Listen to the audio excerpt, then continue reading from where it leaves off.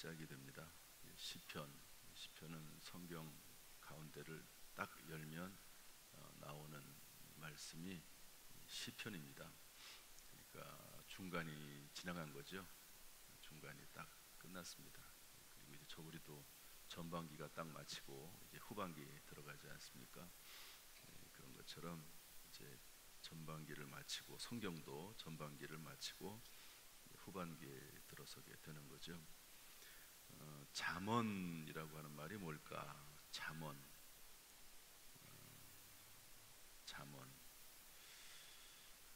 쉬운 것 같으면서도 어렵습니다. 뭐 어떤 분은 속담 뭐 이렇게 해석을 하기도 하고, 뭐 격언 이렇게 해석을 하기도 하고. 그런데 국어사전을 한번 제가 찾아봤어요. 국어사전.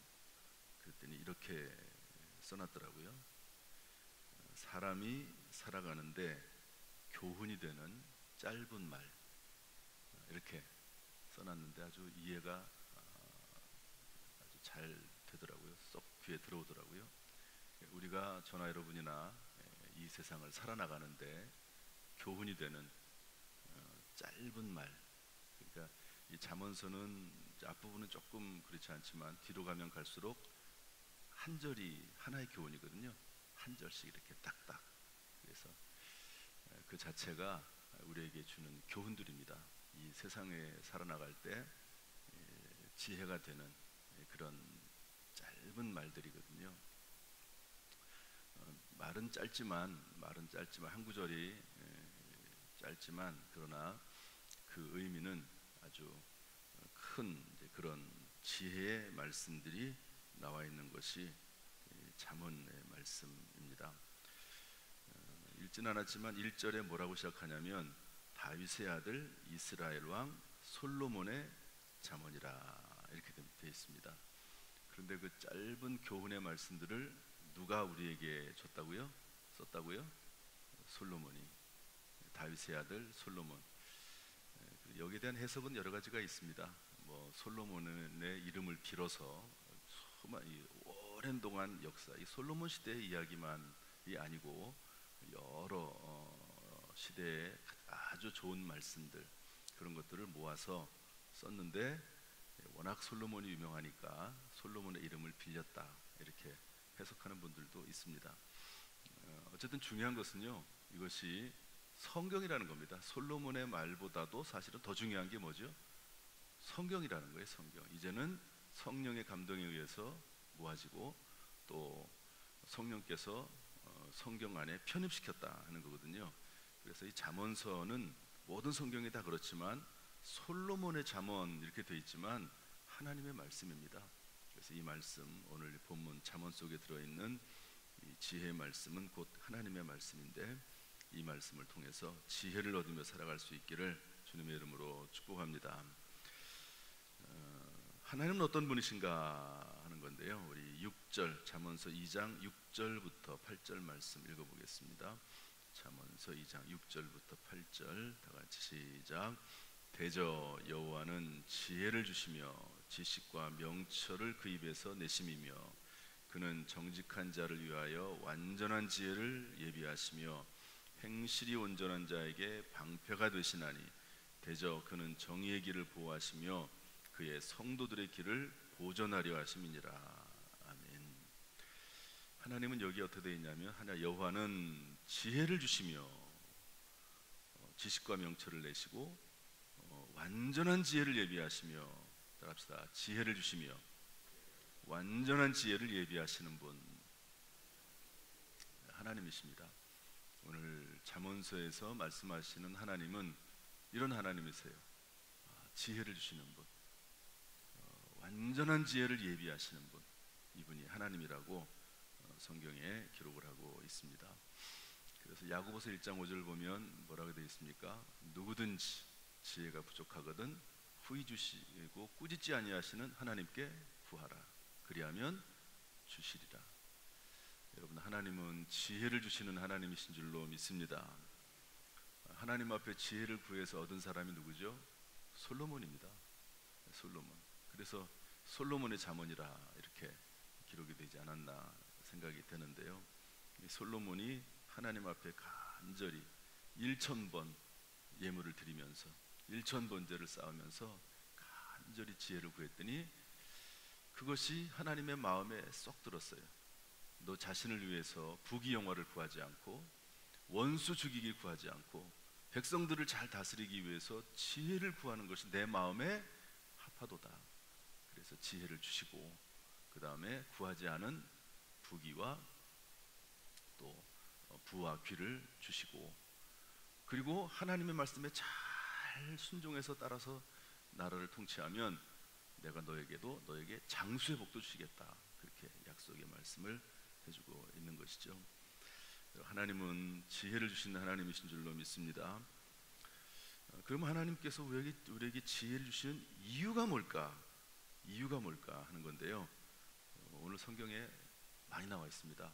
그래서 이걸 뭐 다 설명할 수 없고요. 그냥 쭉 한번 보기만 하겠습니다. 먼저 2장 20절 말씀 볼까요? 2장 8절부터 12절 말씀인데 한번 다 또 읽어보겠습니다. 시작. 대저 그는 정의의 길을 보호하시며 그의 성도들의 길을 보존하려 하심이니라. 그런즉 내가 공의와 정의와 정직 곧 모든 선한 길을 깨달을 것이라. 곧 지혜가 내 마음에 들어가며 지식이 내 영혼을 즐겁게 할 것이요 근신이 너를 지키며 명철이 너를 보호하여 악한 자의 길과 폐역을 마르는 자에게서 건져내리라. 하나님 말씀을 읽고 이 잠언서의 말씀을 읽고 묵상하면 하나님께서 선한 길이 무엇인지 깨닫게 하시고, 그리고 즐겁게 하고 영혼을 즐겁게 하고, 그리고 너를 보호하고, 그리고 악한 자의 길에서 건져내고. 여러분, 하나님의 말씀을 읽고 묵상하면 이런 은혜가 임하게 되는 줄로 믿습니다. 2장 20절은 이렇게 말씀하고 있습니다. 2장 20절 읽어보죠. 시작. 지혜가 너를 선한 자의 길로 행하게 하며 또 의인의 길을 지키게 하리니. 제가 읽기만 할게요. 33절 보면 오직 내 말을 듣는 자는 평안히 살며 재앙의 두려움이 없이 안전하리라. 3장 2장으로 넘어가면 그리하면 그것이 내가 장수하여 많은 해를 누리게 하며 평강을 더하게 하리라. 3장 4절 그리하면 내가 하나님과 사람 앞에서 은총과 귀중히 여김을 받으리라. 3장 6절 너는 범사의 그를 인정하라. 그리하면 내 길을 지도하시리라. 3장 7절 스스로 지혜롭게 여기지 말지어다. 여호와를 경외하며 악을 떠날지어다. 이것이 내 몸에 양약이 되어 내 골수를 윤택하게 하리라.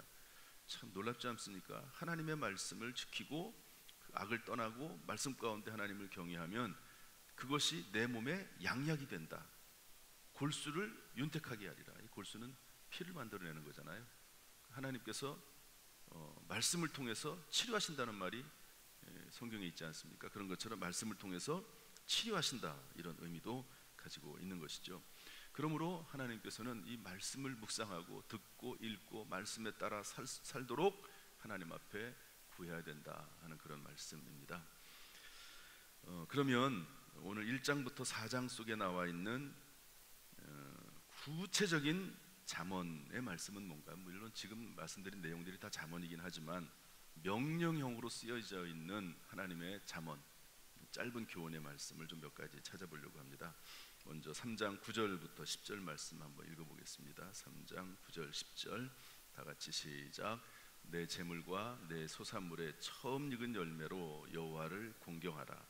그리하면 내 창고가 가득히 차고 내 포도즙 틀에 새 포도즙이 넘치리라.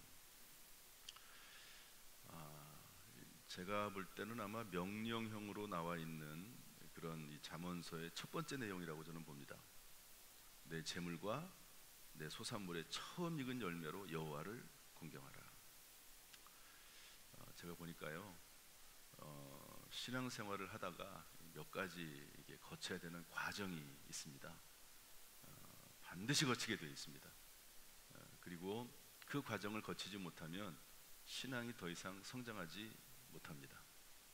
그게 그것 중에 하나가 뭐냐면 물질의 문제입니다.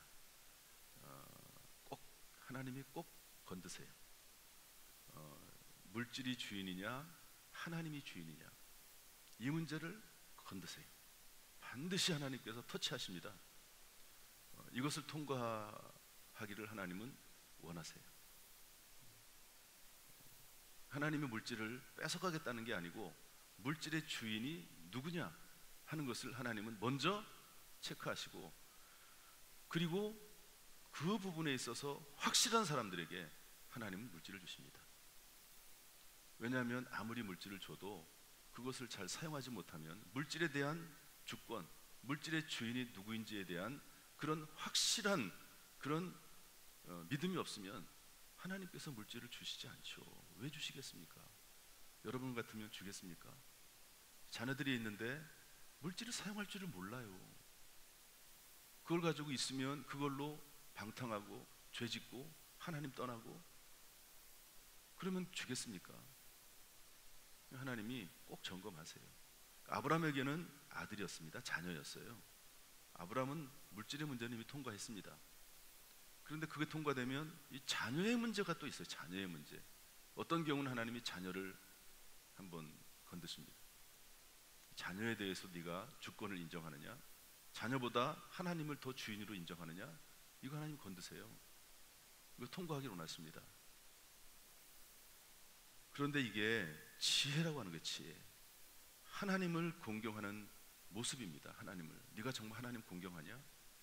하나님이 테스트 하시는 거죠. 이것이 통과되면 그 다음에는 하나님께서 우리에게 내 창고가 가득히 차고 포도즙 틀에 포도즙이 넘칠 것이라고 말씀을 하고 있습니다. 그런데 이게 지혜라는 거예요. 지혜. 하나님을 경외하는 것, 이런 부분에 있어서 하나님을 경외하고 하나님을 따르는 것, 이 말씀에 순종하는 것, 이게 지혜다 하는 것을 알려주고 있습니다. 하나님 앞에 하나님의 말씀은 선하고 능력이 있고 반드시 이루어지는 축복의 말씀인 줄로 믿습니다. 어떤 내용이 또 있냐면요, 우리 3장 27절 28절 말씀 한번 볼까요? 3장 27절 28절 다 같이 시작. 내 손이 선을 베풀 힘이 있거든 마땅히 받을 자에게 베풀기를 아끼지 말며 내게 있거든 이웃에게 이르기를 갔다가 다시 오라 내일 주겠노라 하지 말며. 손이 선을 베풀 힘이 있거든. 다행히 이 말이 있어서 감사해요. 무조건 베풀 힘이 있으면 베풀어라 그렇게 된 게 아니고, 베풀 힘이 있으면, 할만하면, 그런 능력이 있으면 베풀어라 그렇게 말씀하고 있습니다. 내 이웃이 내 곁에서 평안히 살거든 그를 해하려고 꾀하지 말라. 사람이 내게 악을 행하지 아니하고 했거든 까닭없이 더불어 다투지 말아라. 다투지 말아라. 참 싸움을 걸어오는 사람들이 있어요. 그 중에 대표적인 사람이 누구죠? 사울왕입니다. 다윗이 얼마나 사울왕에게 충성했습니까? 열심히 장군으로서 역할을 했습니까? 그런데 자기의 어떤 유익을 위해서 사울왕이 다윗을 죽이려고 하지 않습니까? 까닭 없이 더불어 싸우려고 하는 거예요. 이런 사람들은 끝이 좋지 않습니다. 인생이 반드시 다른 사람과 싸우기를 좋아하고 까닭 없이 싸우려고 하고, 이런 사람들이 끝이 좋지 않다는 것을 알 수가 있습니다. 31절 포악한 자를 부러워하지 말며 어떤 행위도 따르지 말아라. 포악한 사람들은요 잘 되는 것 같거든요. 목소리 크고 잘 싸우고 그러는 것 같아요. 그러면 그 사람은 뭐 잘 되는 것 같아요. 그런 거 부러워하지 말아라. 여러분, 그에 대한 대가를 하나님이 반드시 치르게 하십니다. 그의 행위를 어떤 행위도 따르지 말아라. 이것이 지혜다. 이것이 지혜다. 우리 착각하고 잘못 실수하면요, 저 사람은 저렇게 못된 짓 하고도 잘 되네, 그거 따라가는 사람이 있어요. 그렇게 하지 말라는 거예요. 끝이 좋지 않다, 결과가 좋지 않다. 갑자기 앞으로 나올 겁니다. 잠언서전도서 지혜에서 나옵니다. 그 사람들은 갑자기 넘어지고 일어나지 못한다. 의인은 때때로 넘어질 때가 있지만 다시 일어나지만 악인은 한 번 넘어지면 다시 일어나지 못한다. 성경은 그렇게 말씀하고 있습니다. 하나님이 그렇게 하시겠다는 거예요. 하나님의 의도를 가지고. 그래서 이 지혜입니다. 이 지혜, 하나님이 말씀하시는 지혜입니다. 4장 23절 말씀 보겠습니다. 4장 23절 말씀 다 같이 시작. 모든 지킬 만한 것 중에 더욱 내 마음을 지키라. 생명의 근원이 이에서 남이니라. 마음을 지키라. 마음. 24절 말씀 읽어보겠습니다. 24절 시작. 구부러진 말을 내 입에서 멀리하며 삐뚤어진 말을 내 입에서 멀리하라. 언어에 대한 이야기도 하고 있습니다. 100번 1000번 강조해도 과하지 않은 거, 언어에 대한 부분이거든요. 뭐 제가 언젠가 얘기한 것 같은데 본죽 아시죠? 최복이라고 하는 분이 이 본죽 대표인데요. 이분이 엄청나게 고생 많이 했습니다. 남편 사업이 망해가지고 그래서 정신병이 생겨가지고 정신병원으로도 입원하고 이랬던 분이 이분이거든요. 그런데 이분이 이제 나중에 회복이 되죠. 나중에 회복이 돼서 떡볶이 장사, 호떡 장사하다가 이제 이렇게 잘 돼가지고 본죽 매장을 차리고 전국에 1,800개 지점을 두고 구제 선교하고 이런 분이거든요. 근데 이분이 어느 순간에 이걸 깨달았어요. 한번 따라서 합시다. 말이 삐뚤어지면 인생이 삐뚤어진다. 사실 이것도 잠언이거든요. 이게 잠언입니다. 이런 교훈들. 그러니까 말이 삐뚤어지면 인생이 삐뚤어진다. 이걸 이분이 깨달았어요. 그래서 말을 좀 잘해보려고 애를 썼는데 안 된다는 겁니다. 왜냐하면 생각과 마음이 바뀌어야지 말이 바뀐다는 걸 이분이 알았어요. 그런데 생각과 말이 어떻게 바뀝니까? 성경을 읽어야지 바뀐다는 걸 알았어요. 성경이 그 사람 속에 들어가서 입력이 돼야지만이 그것이 속에서 마음과 생각을 바꾸고 그래야지만이 언어가 바뀐다는 것을 알았습니다. 그래서 이분이 성경을 읽기 시작을 하고 성경을 묵상하기 시작을 하는 가운데 마음과 생각이 바뀌고 언어가 바뀌었더니요, 놀랍게도 하나님께서 이분의 몸을 치료하시고 생각을 치료하시고 그리고 지혜를 주시고 이래가지고 이분이 이제 다시 사업을 일으켰다 하는 그런 내용이거든요. 여러분, 우리의 입술을 잘 간직하는데 이게 여러분 마음대로 안 됩니다. 마음은 그렇지 않은데 말만 막 그럴듯하게 하잖아요. 말만 바뀌잖아요. 둘이 속에서 싸웁니다. 둘이 싸워요. 이게 뭐 좋은 결과가 나올 것 같죠? 그렇지 않습니다. 마음은 그렇지 않아. 그런데 말을 바꿔. 물론 이제 어느 순간에는 마음도 바뀔 수 있지만 순서가 그렇지 않습니다. 어떤 분은 말이 바뀌면 마음도 바뀐다고 생각을 해요. 저는 그거 받아들이지 않습니다. 성경을 읽으면 마음이 바뀝니다. 마음이 바뀌면 말이 바뀌는 겁니다. 성경 말씀을 읽고 깨닫고 이 말씀대로 살다 보면, 말씀을 자꾸 묵상하다 보면, 듣다 보면, 여러분 믿음도 들음에서 나잖아요. 믿음은 들음에서 나며 들음은 하나님의 말씀으로 말미암느니라 이렇게 되어 있습니다. 자꾸 말씀을 듣고 성경 말씀 읽다 보면 마음과 생각이 바뀌게 되어 있습니다. 그러면 언어가 바뀌게 되고 언어가 바뀌면 인생이 바뀌게 되어 있습니다. 오늘 성경 말씀이 그렇게 얘기하고 있어요. 이게 지혜라는 겁니다. 이게 지혜. 성경 말씀 읽으면서 지혜가 우리에게 요청되는 거죠. 말씀을 마치겠습니다. 우리 4장 7절 말씀 읽겠습니다. 4장 7절 말씀 다 같이 읽어보죠. 시작. 지혜가 제일이니 지혜를 얻으라. 내가 얻은 모든 것을 가지고 명철을 얻을지니라. 한번 따라합시다. 지혜가 제일이니 지혜를 얻으라. 제가 이전에 부부 목사였을 때 그 어떤 장로님 딸이 이름이 지혜였어요. 지혜. 권씨인데 권지혜. 그래가지고 청년들이 놀렸죠. 지혜를 얻으라고. 걔가 지혜니까. 아직 결혼하기 전인데 지혜를 얻으라고 그런 얘기를 했는데요. 지혜가 제일이니 지혜를 얻으라. 오늘의 기도, 하나님 지혜를 주옵소서. 따라서 할까? 하나님 지혜를 주옵소서. 여러분, 지혜는 머리가 팽팽 돌아가고 똑똑한 거, 이게 지혜 아닙니다. 성경이 말하는 지혜는 그런 게 지혜가 아니에요. 성경 말씀에 따라 순종하는 게 지혜입니다. 어떤 말씀을 순종해야 되느냐, 그 말씀을 배우는 게 지혜입니다. 하나님의 말씀을 알고 그 말씀대로 순종하는 게 지혜지, 사람이 막 영악하고 막 똑똑하고 뭐 이래가지고 뭐 꾀를 잘 부리고 그런 거 아닙니다. 그런 걸 지혜라고 성경은 말하지 않습니다. 구원 이후 가장 중요한 것, 저는 지혜라고 봐요. 구원받았잖아요. 선한 일을 하며 살아야 되잖아요. 그러면 이 땅에서 복을 받고 하늘나라에 상급과 면류관이 있지 않습니까? 그런데 어떻게 선한 일을 하면서 살아갑니까? 지혜가 있어야 돼요. 지혜가. 선한 일을 하기 위해서 솔로몬처럼 지혜가 필요하지 않습니까? 선한 일을 하더라도 지혜가 없으면 상처가 됩니다. 열심히 하긴 해요. 근데 지혜가 없어요. 그러면 상처를 줍니다.